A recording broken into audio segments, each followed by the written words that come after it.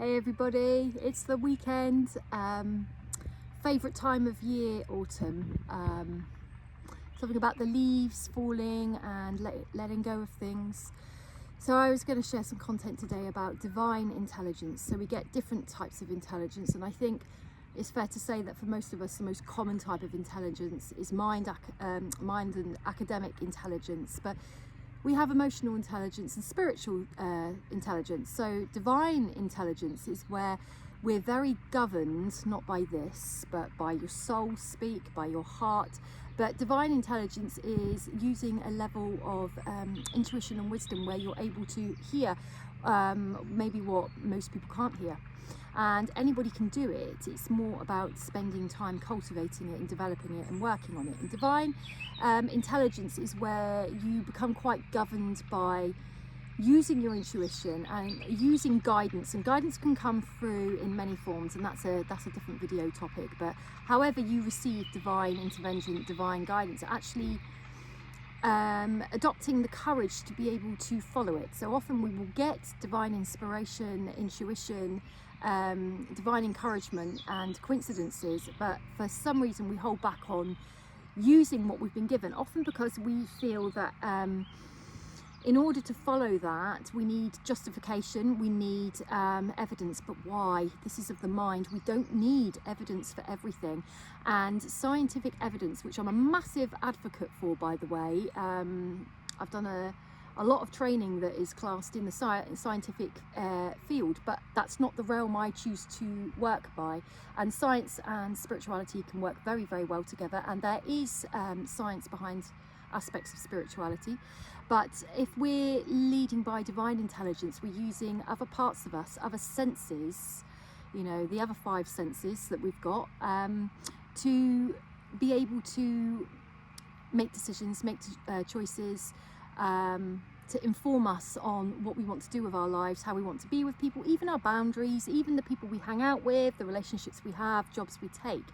And it's not coming from this. So if we need evidence, if we need justification, if we need proof, it's fine. There's nothing wrong with that. That's a path you choose, but it's not of something that's a lot easier to do, actually. If you're using your intuition, it's actually easier. So hard to trust it, so hard to believe in it, so hard to put that foot first. But once you can, it's so much easier. You're not having to prove, you're not having to explain, you're not having to justify. You don't owe anybody any explanation. You just owe it to yourself to do what's right for you. And when we follow our divine intelligence and we work with the pineal gland, and we work with living in a way that enhances our spirituality, because like anything, it's like what I call the spiritual muscle here. We have to keep working it and using it to evolve it and grow it. So once we can do that, this is where we're working at our highest level for our highest good, and we have the highest potential of reaching our biggest life, our best self, reaching our fullest potential and living our soul life. And our soul life, as I always say, is a million miles different to living our human life, which is our conditioned life, the life that we think we have to do to keep others happy, that we have to do to fit into the system, but it takes away our authenticity and how genuine we can be in ourselves. So we're not living other people's truths, we're living ours. It's as simple as that. You know, living divine intelligence and a spiritual life is really not as complicated as people think. However, jumping ship from human life to spiritual life can be a massive ship to jump, because it's so different. And it means that people might fall by the wayside that we're in our life, or people might judge us, or they might not approve, or they might not be happy that we're not doing for them what we once did. Well, you know what? It's your life.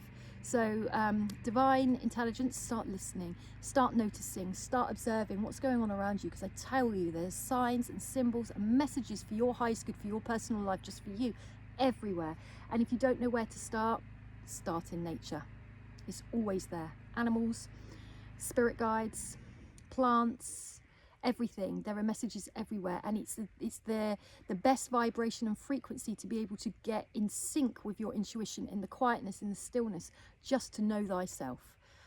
I don't think it's that hard. I think it's a beautiful thing. It's a beautiful gift. But firstly, you have to give yourself permission, and you have to give yourself permission to maybe not do things the way that you did or however others expect. That's a bit of an uphill mountain sometimes. That's not the easy bit, but actually doing you, living you, being you, and listening to your intuition, that is the easy bit. Have a lovely weekend, everybody.